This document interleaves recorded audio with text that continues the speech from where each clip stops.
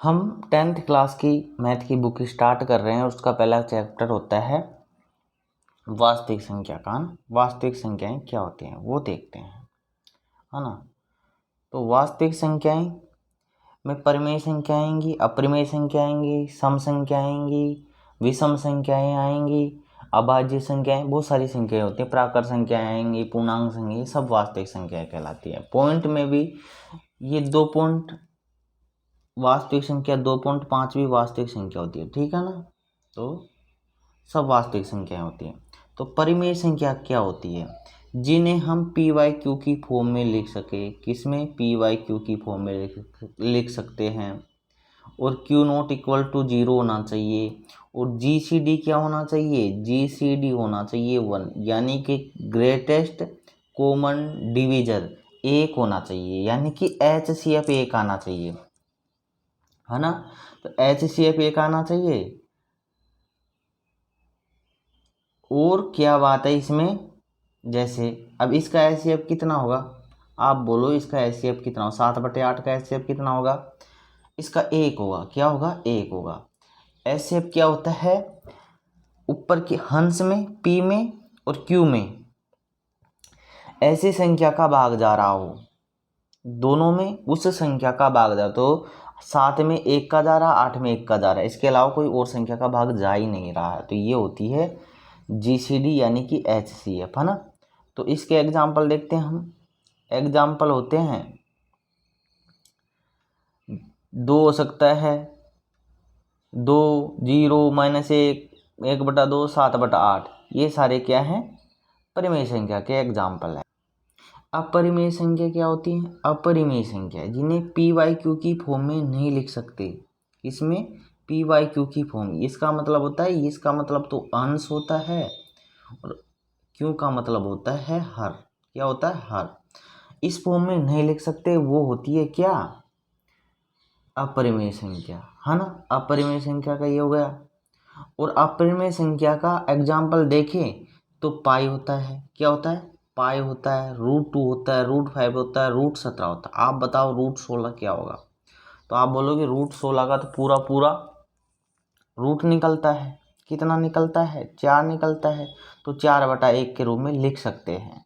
तो ये क्या आ गया? इसका जीसीडी क्या आ रहा है? 1 आ रहा है, यानी कि 1 में 1 का भाग जा रहा है, 4 में 1 का भाग जा रहा है, ठीक है ना। दोनों संख्या में एक ही संख्या का भाग जाना चाहिए, तो इसका जीसीडी 1 आ रहा है। तो ये क्या आ गया? परिमेय संख्या होती है।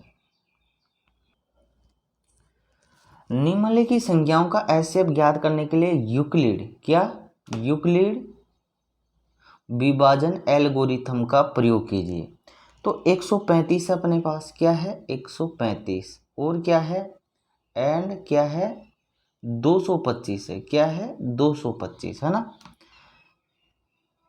135 और 225। तो अब इसमें एक फॉर्मूला होता है, ये फॉर्मूला होता है a बराबर बी क्यू प्लस आर। क्या? a बराबर बी क्यू प्लस आर, ये फॉर्मूला होता है ना। ये फॉर्मूला होता है, और ये फॉर्मूला हो गया। और ये क्या है? 0 से बड़ा होना चाहिए ये आर क्या है? रिमाइंडर, शेषफल, और बी से छोटा होना चाहिए, ठीक है ना। ये बात ध्यान रखनी है अपन को कि 0 से तो बड़ा हो आर है, लेकिन बी से छोटा हो। बी क्या है अपने पास, वो देखते हैं, है ना। तो देखो, अब इसमें हमने ये फॉर्मूला हो गया अपने पास, ये, और ये चीज़, ये कंडीशन ये हो गई, रेड कलर से लिख रखी है। तो हम हमेशा ये क्या मानते हैं? हम भाज्य को मानते हैं। क्या मानते हैं? भाज्य को। और ये बी क्या मानते हैं? जिसका हम भाग दे रहे हैं, यानी कि डिविजर। बी का मतलब होता है भाजक। क्या होता है? भाजक। इंग्लिश में बोले तो डिविजर। क्या होता है? डिविजर। और क्यू का मतलब होता है कोशेंट, यानी कि भागफल। क्या होता है? भागफल, है ना। क्यू का मतलब भागफल होता है। और आर का मतलब होता है शेषफल। क्या होता है? शेषफल। तो हम एक एग्जाम्पल लेते हैं, भागफल, भाजक, भागफल, शेषफल, ये होते क्या हैं अच्छे से समझते हैं, ठीक है। हमने एग्जाम्पल ले लिया ये, है ना। इसमें भाग देंगे अब 135 का किस में, 235 में, तो कितनी बार गया, आप बोलोगे एक बार गया है ना, तो 135 आ गया। अब कितना बच गया शेष, 5 में से 5 0, 3 में से 3 235, ये 235 नहीं है, ये 225 है ना, तो 12 में से 3 गया तो 9, और यहाँ पर 1 बच गया, यानी कि 90। तो क्या बच गया अपना शेषफल, क्या बच गया शेषफल, ये तो शेष आ गया अपने, शेषफल आ गया, ठीक है ना, ये तो शेषफल नीचे बचता है जो। अरे ये क्या है, ये है अपने पास भागफल, क्या है भागफल, कोशेंट, क्यू का मतलब है कोशेंट, और ये है अपने पास भागफल। और ये क्या है, ये है अपने पास भाजक, क्या है भाजक, है ना, ये भाजक है। और ये क्या है 225, 225 को आप बोल सकते हो, आप बोल सकते हो 225 को भाज्य, क्या बोल सकते हो भाज्य, तो ये है भाज्य।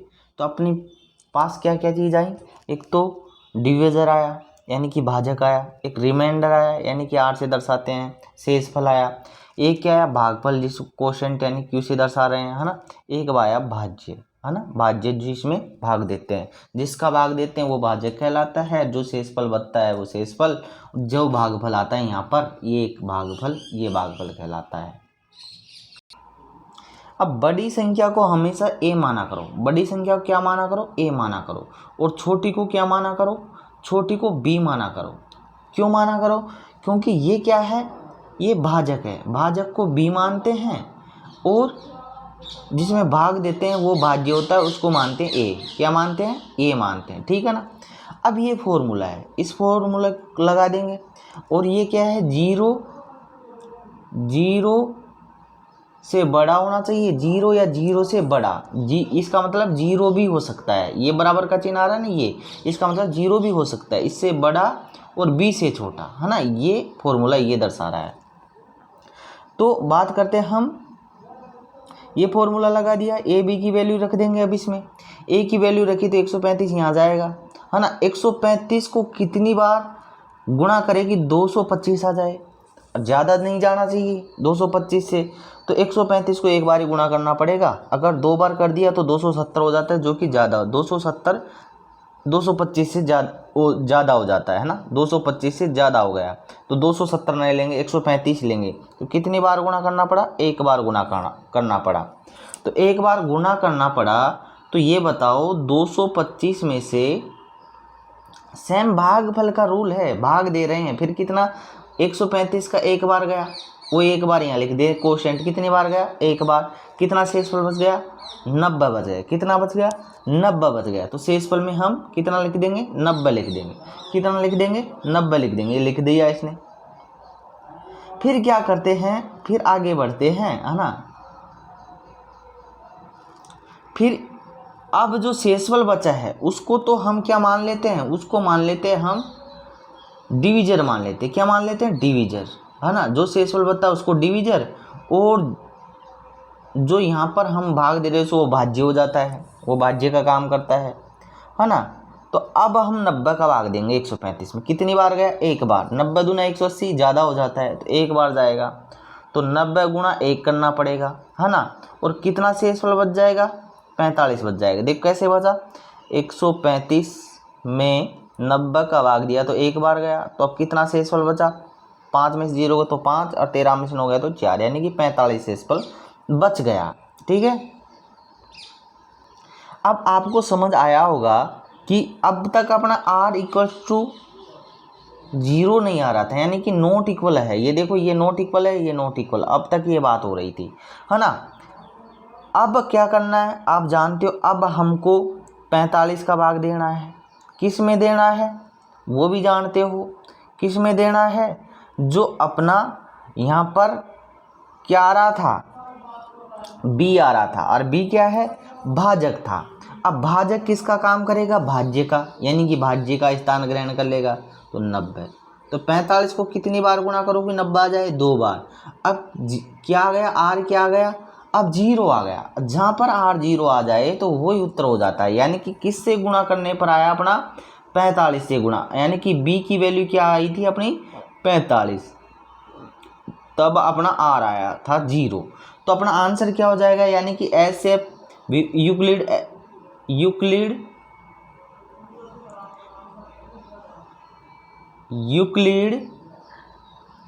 विभाजन एल्गोरिथम का यूज करके हमने एचसीएफ ज्ञात किया है। तो बी की वैल्यू क्या आ गई अपने पास, 45 आ गई। और कब आई ये, आर बराबर 0 आ गया तब। कब आई, आर बराबर 0 आ गया तब। तो आर बराबर 0 आ गया अपना, तो आर बराबर 0 आ जाता ना, तो वही अपना उत्तर हो जाता है।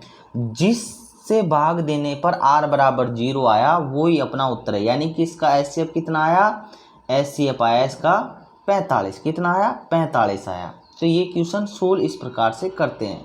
आगे बढ़ते हैं अब सेकंड क्वेश्चन देखते हैं हम, है ना। यूक्लिड विभाजन एल्गोरिथम का यूज करेंगे और ये फॉर्मूला लगा देंगे, है ना। ये फॉर्मूला लगा दिया और ये क्या है, 0 से बड़ा होना चाहिए आर या 0 के बराबर होना चाहिए और बी से क्या होना चाहिए, छोटा होना चाहिए। और ये फॉर्मूला लगा दिया हमने। और ए की वैल्यू कितनी, जो बड़ी होती है वो ये मानते हैं, जो छोटी होती है वो बी मानते हैं। तो 38 वैल्यू रखेंगे, ए की वैल्यू 38, 220 और 196 बी की वैल्यू। अब क्यू क्या है कि कितनी बार गुणा करें कि 38 220 आए, तो 195 बार गुणा कर देंगे ना, तो r इक्वल्स टू 0 आ जाएगा। r इक्वल्स टू क्या आ जाएगा, 0। तो कितनी बार गुणा नहीं, किससे गुणा करने पर आया, 196 से। किससे, 100। यानी कि b अपना, b की वैल्यू कब 0 आ जाए, b की वैल्यू किसका भाग दे रहे हैं हम, b का, यानी कि भाजक है।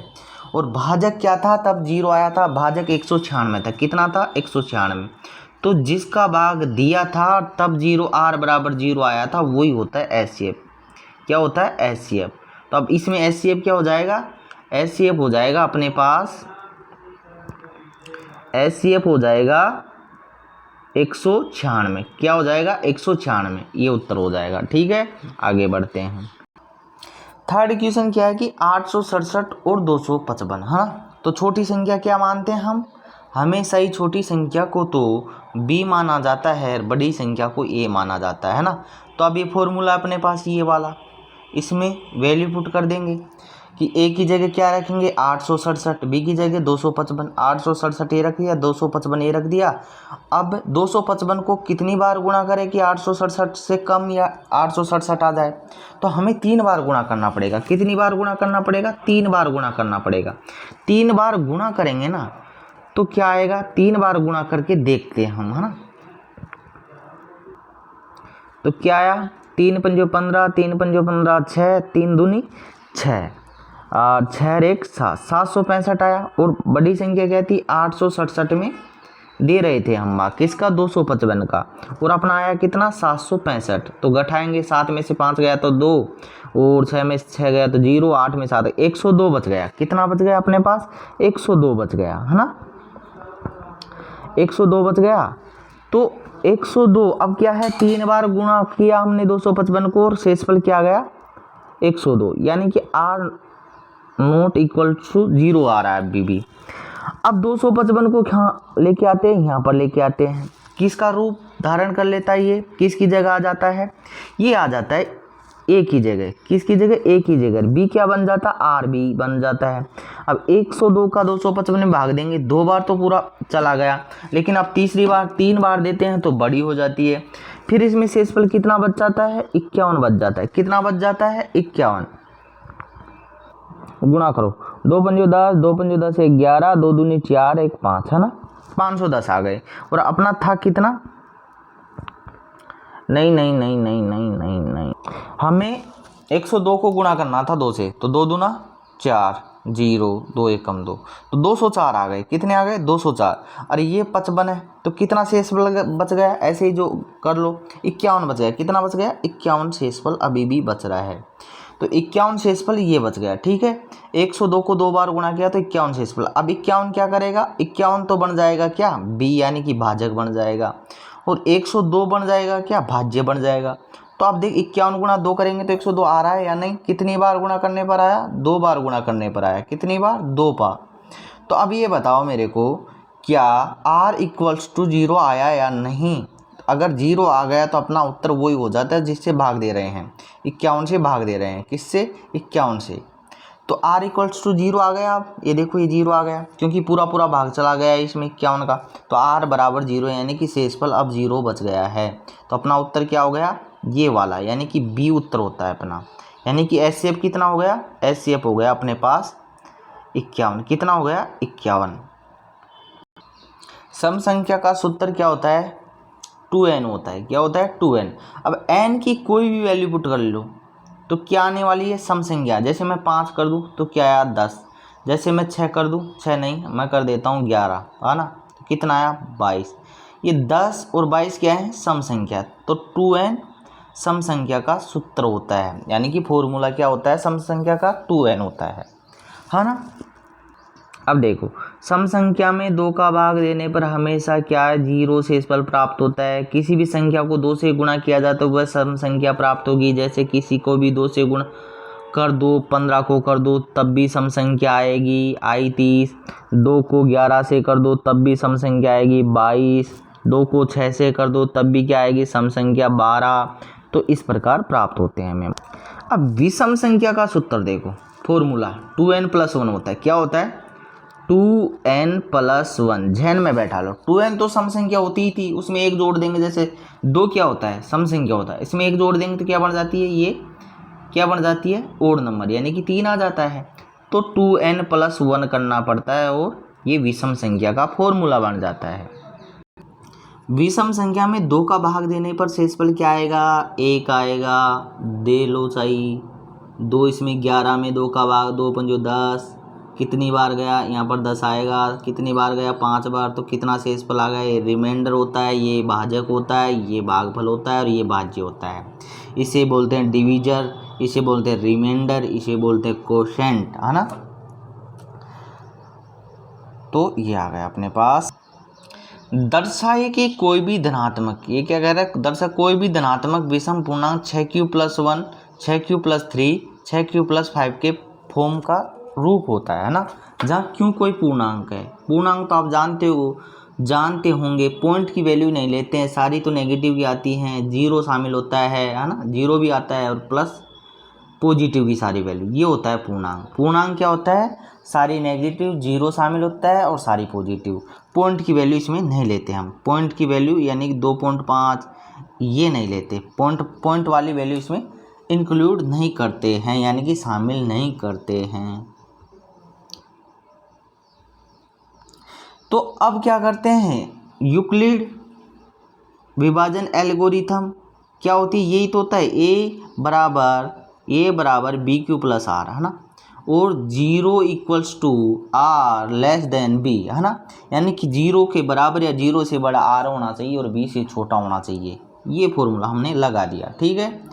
तो अब क्या करते हैं, अब B बराबर क्या है, यहाँ पर 6Q है ना, ये 6Q। तो B बराबर क्या है, 6, बिल्कुल मान ली बात। और R बराबर क्या आ सकता है अपना, देखो ये B क्या होता है, भाजक होता है।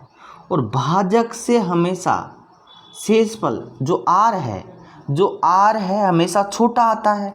तो क्या क्या आ सकता है, 0 आ सकता है, ये देख लो, ये 0 भी आ सकता है, 1 आ सकता है, 2 आ सकता है, 3 आ सकता है, 4 आ सकता है, 5 आ सकता है, 6 बताओ आ सकता है या नहीं। तो आप बोलोगे 6 तो नहीं आएगा, तो 6 कैंसिल करना पड़ेगा, ये कैंसिल हो गया। तो 5 तक वैल्यू आ सकती है इनकी, है ना। तो ये मिटा देता हूँ, ये लिख रखे हैं इसने कि 0, 1, 2, 3, 4, 5 ये आ सकते हैं R की वैल्यू। तो अब हम मान लेते कि ये कोई एक संख्या है, ये भी तो है, यहाँ पर ये भी तो रहता है, ये कोई संख्या है, क्या है, एक नंबर है ये, है ना, नंबर है ये, मान लिया।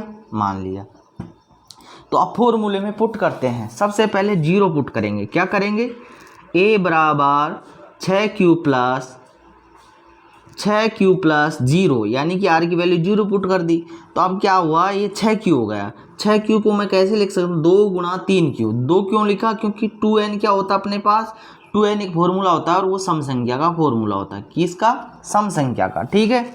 आगे बढ़ते हैं, अब a बराबर 6q+1 करते हैं, यानी कि R की वैल्यू क्या रखते हैं, 1 रखते हैं।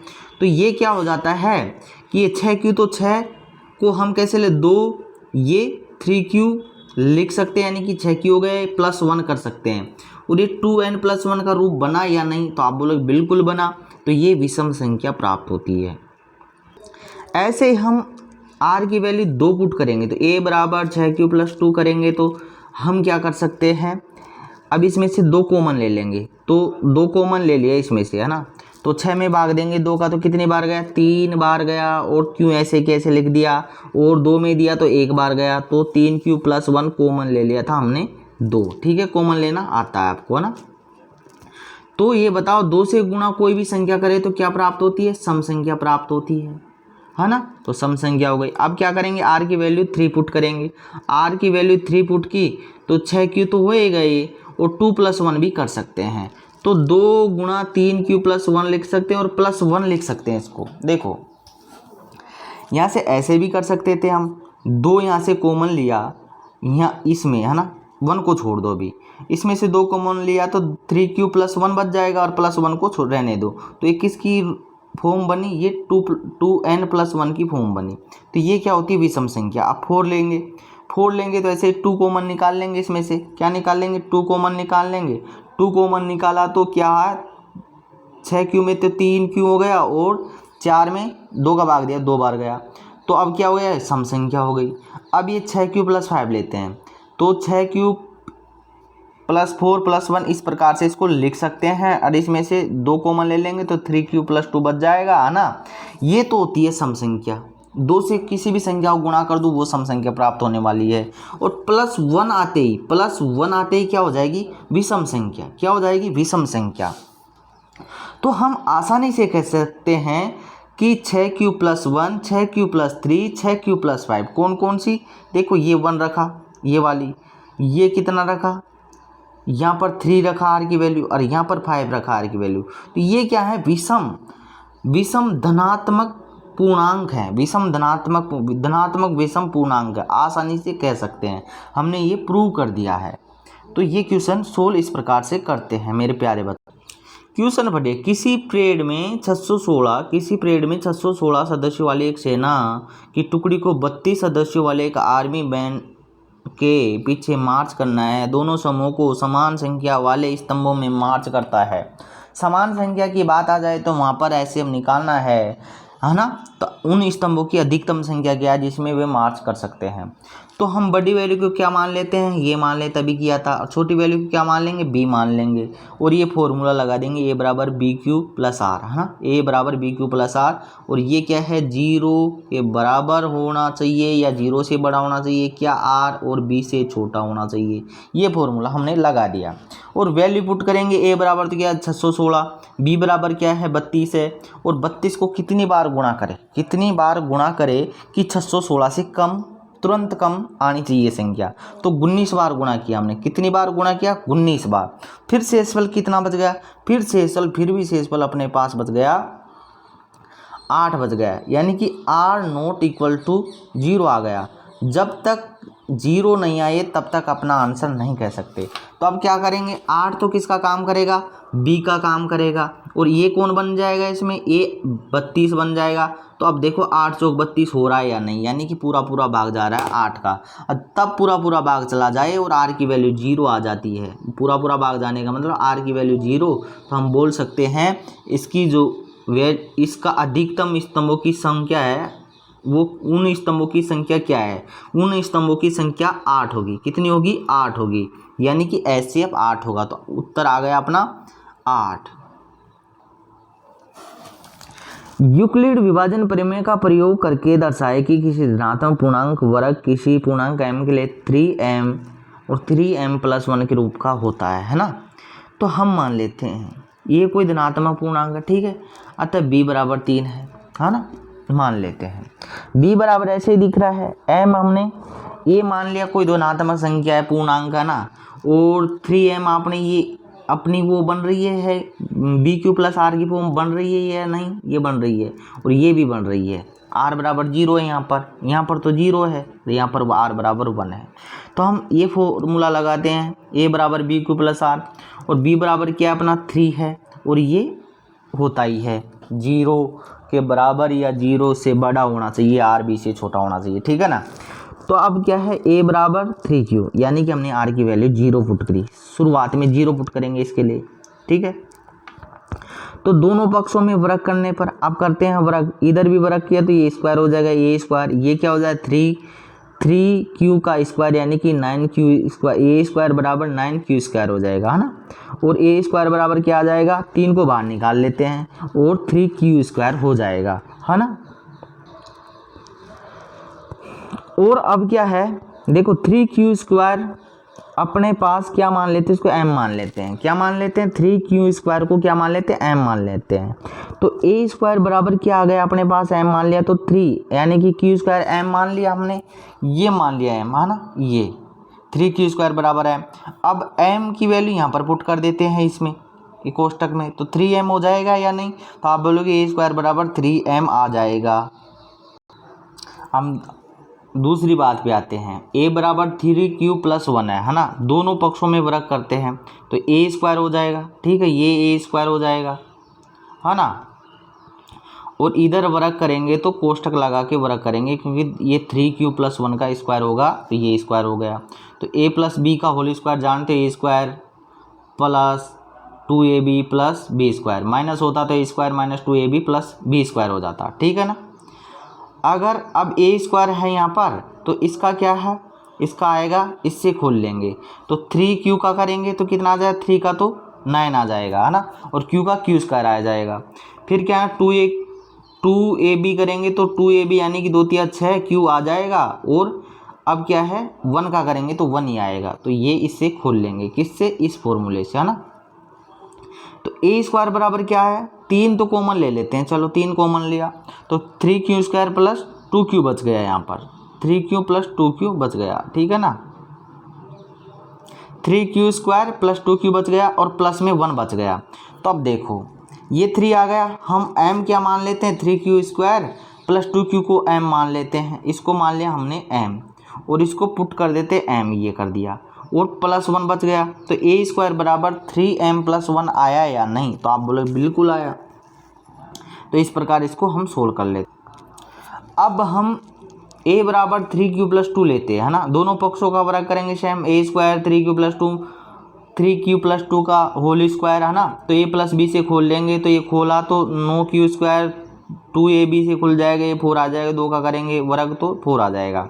a स्क्वायर बराबर 9q स्क्वायर 12q आ जाएगा +4 आ जाएगा, है ना, 9q स्क्वायर 12q + 3 + 1 आ जाएगा, ये 4 को हम 3 + 1 लिख सकते हैं, ठीक है ना। तो 3 हम कॉमन ले लेंगे, 3q स्क्वायर और ये कितना आ गया, ये 4q + 1 आ गया, ठीक है, कॉमन लिया तो ये इस प्रकार बन जाएगा अपने पास, और +1 रहने दीजिएगा ऐसे कैसे।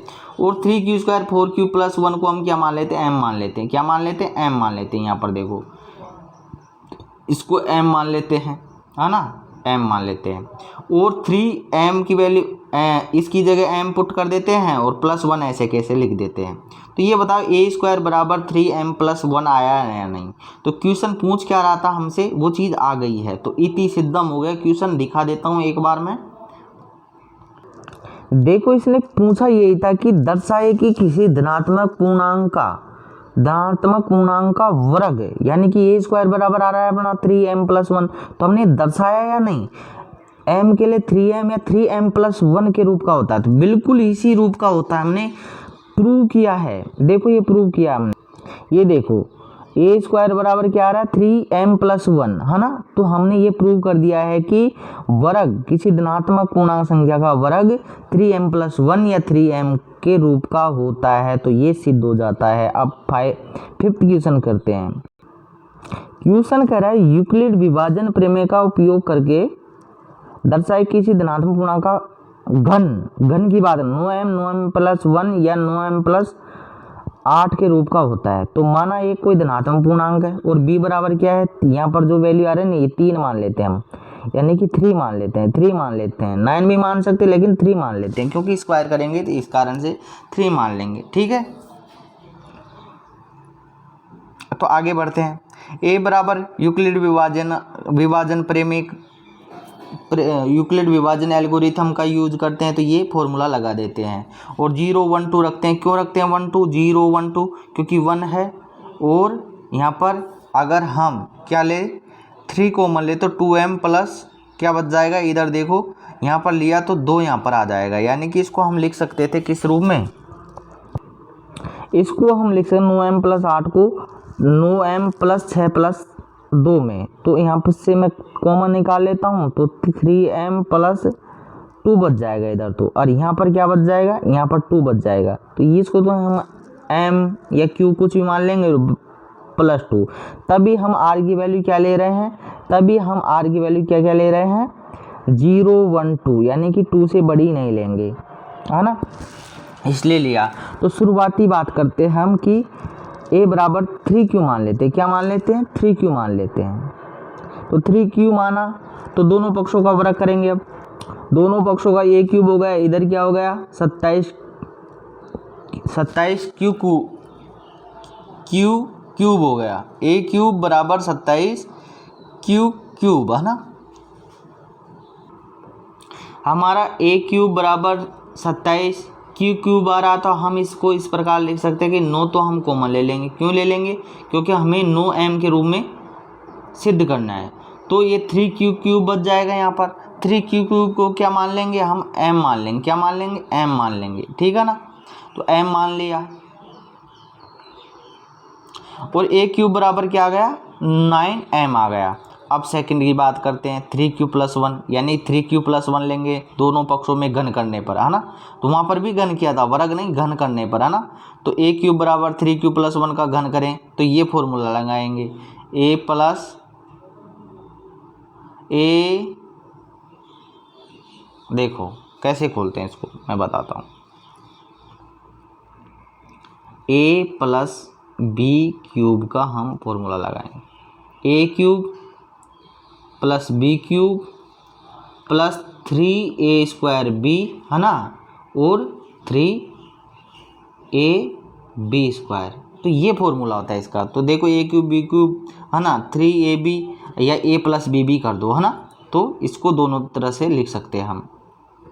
तो लिख दिया, ये फॉर्मूला लगा देंगे।